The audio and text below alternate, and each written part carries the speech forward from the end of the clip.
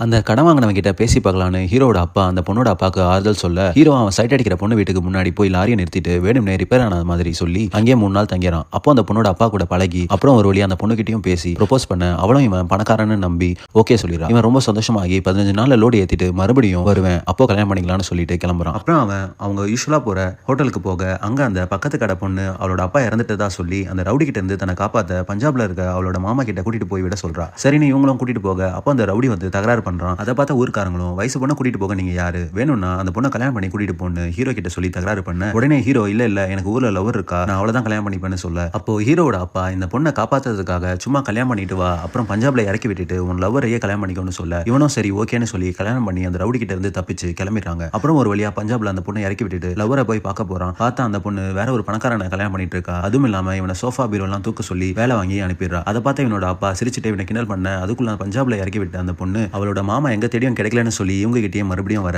இவ தான் உனக்கு பொண்டாட்டி போல, சரி வா நம்மளே கூட்டிட்டு போயிடலான்னு இவங்க வீட்டுக்கே கூட்டிட்டு வந்துடுறாங்க.